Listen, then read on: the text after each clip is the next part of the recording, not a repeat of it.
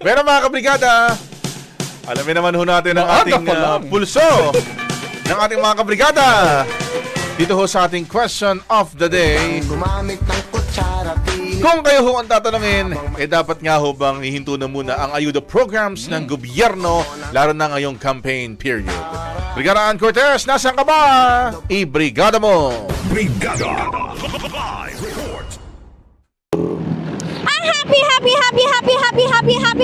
happy morning mga kabrigada. And syempre sa inyo Brigada Gab and Brigada Abs at ito nga nandito tayo ngayon sa may Kapitolyo, Pasig para naman magikot sa kagilit-giliran at kasingit-singitan ng Metro and Mega Manila para tanungin sila sa ating question for today na kung sila nga bang tatanungin, pabor nga ba sila na itigil muna itong pagbibigay ng ayuda kasi kung matatandaan natin noong itong February 11 nagsimula ang national campaign period habang itong March 28 naman nag-start yung local na campaign period. At nagtanungin naman natin sila kung sila nga ba pabor dito. Ito ang kanilang kasagutan.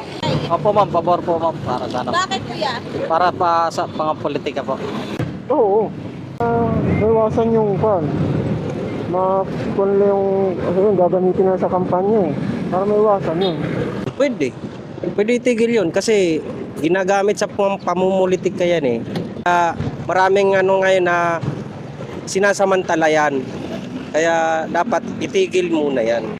Pabor ako kasi lalo magbobotohan Para iwas? Iwas sa mga kung sino yung gusto nilang iboto. At ito na nga na Brigada Gab and Brigada Abs, habang nag-iikot tayo nasaktuhan natin ang ating poging-pogi at syempre kalukalike ni Sir Sunny, ang ating Derek Ramsey. Ayan. Papakilala natin ang ating Derek Ramsey ng taga-san kayo, sir? San Mateo Rizal. Ayan, taga-San Mateo Rizal. Happy morning, kuya. Good morning din. Ayan, ano muna ang totoong pangalan ni Kuya Derek Ramsey? Ronnie. Ayan, si Kuya Ronnie / Sir Sunny. Pero ito na nga kuya, tanong lang namin, kung kayo ang tatanungin, di ba, syempre campaign period na po.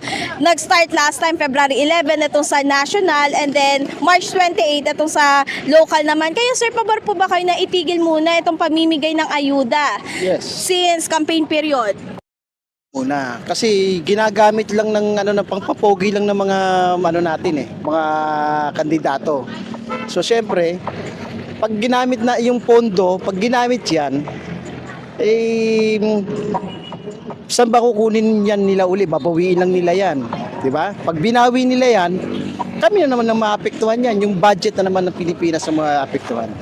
Sir, ito ang tanong lang namin since malapit na rin ang election. Kayo, anong hinahanap nyo sa isang kandidato? Ano yung parang checklist nyo na dapat iboboto ko lang siya kapag ito ang niya, ito yung quality niya?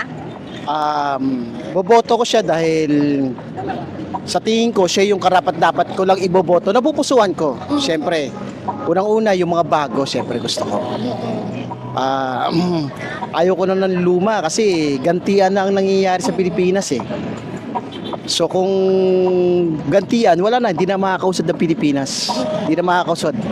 So dapat piliin natin yung bago tsaka yung tama lang talaga. Sila yung dapat, karapat-dapat.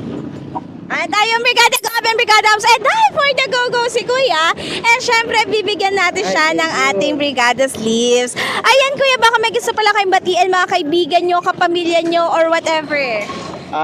Binabati ko nga pala yung mga Luntaw family, Basco family, tsaka yung syempre yung team ko, yung Paldo, Mubit. Tapos binabati ko rin yung Team Bayabas tsaka Tropang Gising. Ayan. Marami palang mga team to. Parang kaibigan din to nung kaibigan natin dati.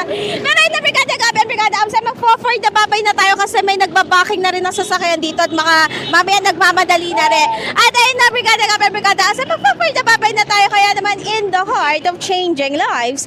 Ako si Brigada Ann Cortez ng 105.1 Brigada News FM Manila, the Music and News Authority.